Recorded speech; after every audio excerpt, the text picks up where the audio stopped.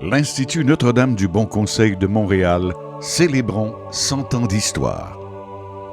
100 ans d'histoire, mais surtout 100 ans d'action, 100 ans d'intervention. Un siècle d'engagement et de réalisation qui ont grandement influencé la société québécoise vers une transformation sociale. Elles ont accompli un travail bienfaisant, empathique et avant-gardiste. De 1923 à aujourd'hui, l'Institut Notre-Dame du Bon Conseil aura été un véritable phare afin d'identifier avec clairvoyance les besoins les plus importants de la société en accordant la priorité à ceux des femmes et des familles. Les sœurs de Marie-Gérin-Lajoie. Marie-Gérin-Lajoie est inscrite dans la tradition spirituelle ignatienne. C'est une petite congrégation. Ici, le fait d'être de taille beaucoup plus modeste, bien, ça permet des réorientations, de réagir plus rapidement à des transformations qu'on discerne sur le terrain. C'est un premier élément qui explique cet avant-gardisme-là. Les Sœurs du Bon Conseil, c'était pas le grand couvent avec des règlements stricts, c'était plutôt être à l'affût des besoins de la société et d'être capable de les régler, mais avec les autres. On n'agissait jamais seul, hein? C'était toujours en solidarité, puis que les personnes qui avaient besoin d'aide soient partie prenante aussi. Tu sais, une charité éclairée, ça veut dire qu'on donne du pouvoir aux gens. Les bons coups, c'est toujours quand on est capable de défendre un droit pour que ça aille mieux. Tout ce qui est de l'ordre de la formation des religieuses, évidemment, mais de la formation des femmes laïques au niveau du travail social. C'est dans le code génétique de l'Institut, la promotion humaine en général, mais particulièrement celle des femmes. Le travail auprès des femmes pour leurs droits, la reconnaissance de leurs droits sur le plan civil, mais aussi, plus tard, dans la deuxième moitié des années 60, en lien avec les transformations qui ont été voulues dans l'Église par le Concile de Vatican II, elles ont bien senti les changements culturels importants, puis particulièrement le féminisme de deuxième vague. Et elles se sont engagées dans ce sens-là avec des femmes laïques dans différents milieux, mais aussi à l'intérieur de l'Église pour militer en vue d'une plus grande égalité entre les hommes et les femmes. Inspiré des meilleures pratiques sociales britanniques et françaises, observées par Marie-Gérin-Lajoie en Europe, les Sœurs édifieront le premier centre social d'éducation, d'assistance et d'entraide féminine. Celui-ci deviendra chez nous un véritable lieu d'apprentissage et du respect des droits humains. L'initiative de Marie-Gérin-Lajoie, qui avait déjà offert un cours préparatoire à l'action sociale, en 1931, elle instaure l'école d'action sociale avec un vrai programme, qu'on pourrait dire de niveau collégial. Et à un moment donné, elle souhaite que cette formation-là obtienne une reconnaissance de niveau universitaire pour permettre l'insertion des auxiliaires sociaux dans les œuvres sociales qui en avaient besoin. À la même époque, l'archevêque de Montréal souhaite envoyer des prêtres se former en travail social aux États-Unis.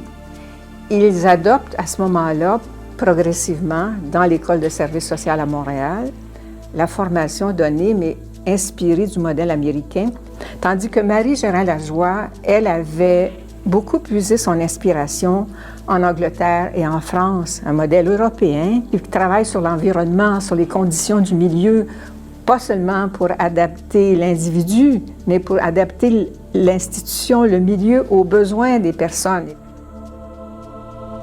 À la fin du conflit 39-45, le Québec relevait rapidement un nouveau défi essentiel en accueillant les familles immigrantes sorties de l'Europe d'après-guerre. L'Institut venait de créer le Centre social d'aide aux immigrants à Montréal. La communauté comme telle a commencé à travailler avec les immigrants dans les années 1947. Alors c'est là qu'elle a fondé le Centre social d'aide aux immigrants, où j'ai œuvré pendant 13 ans. Il y avait vraiment la pérennité de la langue française. Ensuite de ça, c'est une aide pour la démographie. Ensuite, c'était important au plan économique et culturel, l'arrivée des immigrants.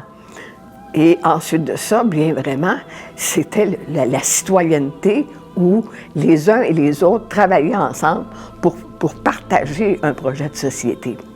Alors, on travaillait avec une Iranienne, avec une Chilienne, parce que pour recevoir la clientèle, c'est très important, le plus rapidement possible, de les recevoir dans leur langue.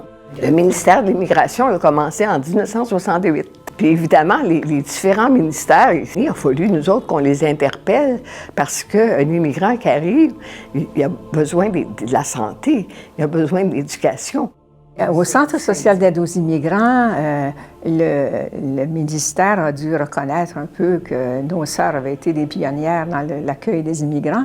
Donc, il y a eu des grands certificats d'honneur qui ont été remis à Thérèse Bangrel et Denise Lainé, des membres de l'Institut, pour le chemin qu'elles avaient ouvert, dans le fond, hein, c'est ça. Les Sœurs du Bon Conseil, avec d'autres congrégations au Québec, ont fondé un secrétariat intercommunautaire, le Regroupement pour la responsabilité sociale des entreprises, et elles ont été très engagées. Il y avait Sœur Esther Champagne, là, même au moment où il y avait le projet du Suroît, qui, avec d'autres congrégations, bien, ils ont fait reculer le gouvernement et Hydro-Québec. Donc, c'est quand même... Alors là, c'est toutes les questions environnementales aussi. Puis, elles se sont penchées sur cette question-là dans les 25-30 dernières années. J'avais jamais imaginé ce qui m'est arrivé dans la vraie vie.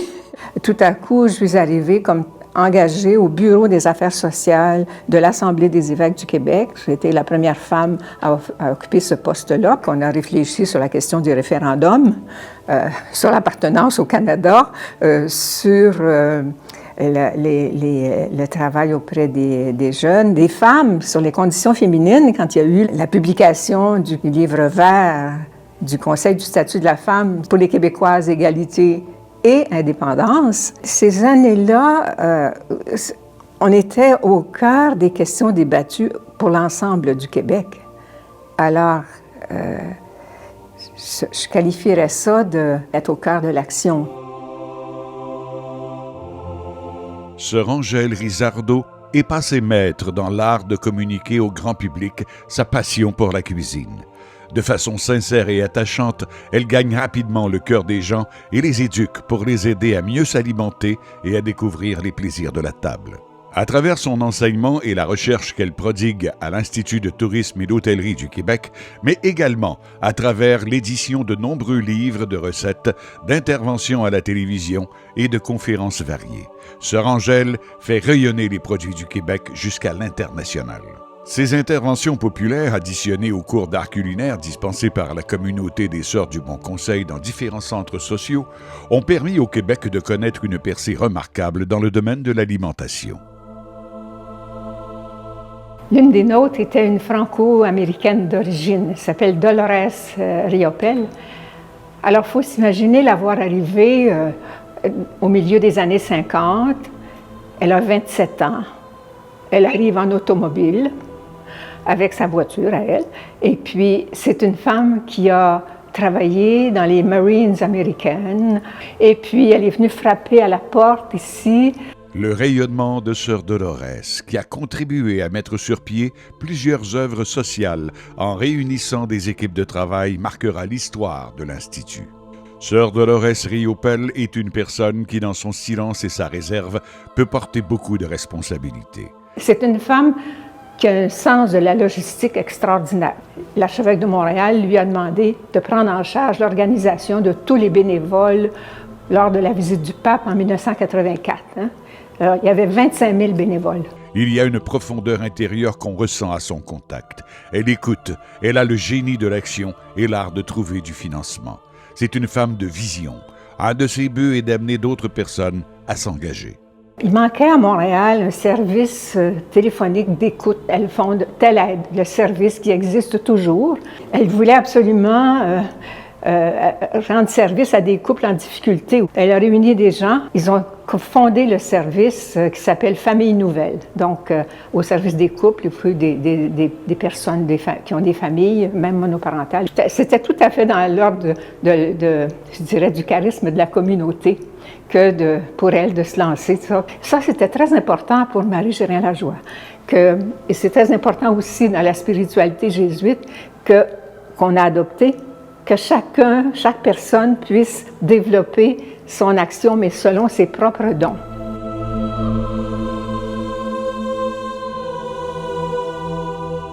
Parmi les actions de soutien et de collaboration de l'Institut, celles qui marquent leur histoire sont l'encouragement à la lutte pour l'élimination de la pauvreté, du trafic humain, ainsi que le soutien à des initiatives d'éducation de la foi, sensibilisation à la paix et à la non-violence. De Montréal, en passant par Saint-Jérôme, Longueuil, Salaberry de Valleyfield, Saint-Jean-sur-Richelieu, Granby, Sherbrooke, Drummondville, Trois-Rivières, Alma, Bécomo, Port-Cartier et Sept-Îles, la mission et les œuvres de l'Institut Notre-Dame du Bon Conseil auront été prodigieuses à toutes les époques. 1948, c'est le 25e anniversaire de la fondation de l'Institut. C'est l'heure du banquet. Hein? On est le 26 avril exactement, 1948. La mère fondatrice, pendant le repas, est demandée au parloir. Et c'est un prêtre des missions étrangères qui vient dire à Marie Gérin-Lajoie, au nom de son cousin qui s'appelait Marcel Gérin-Lajoie et qui était missionnaire à Cuba, au diocèse de la Havane, Marie, en action de grâce pour le développement de l'Institut, pourquoi vous n'enverriez pas des sœurs à Cuba? Sa première réponse est de dire on n'a jamais pensé être missionnaire à l'étranger. Elle avait beaucoup de respect pour ce travail. Mais finalement, elle a dit, on va y penser, c'est peut-être un appel spécial qu'on n'a pas du tout prévu. Alors, c'est ce qui s'est produit. 4 mois plus tard, 4 sœurs partaient pour Cuba. Nous sommes restés là exactement 50 ans. 1948, les sœurs dépassent les frontières alors que l'Institut fonde une mission dans le diocèse de la Havane à Cuba pour une action auprès des jeunes filles et des femmes. L'expérience québécoise sera hautement appréciée. Sœur Gilberte Thibault et sœur Gisèle Piché vivront à Santa Cruz del Norte pendant plusieurs décennies. 1988, 3 sœurs du Bon Conseil partent à Jacmel, Haïti, pour y ouvrir le centre social La Conbite afin de répondre aux besoins de la population. Cet espace abrite l'organisme Femmes Décidées, qui travaille au changement de la condition féminine haïtienne, ainsi que l'organisme Jacha, Jeunes en Action pour le changement d'Haïti, qui pilote une campagne de reboisement où garçons et filles œuvrent et évoluent de façon égalitaire avec le souci de protéger l'environnement. L'empreinte laissée en Haïti demeure une fierté pour la communauté SBC. Les 100 ans de l'Institut des Sœurs du Bon Conseil, tout simplement bravo et merci pour un siècle de soutien social providentiel.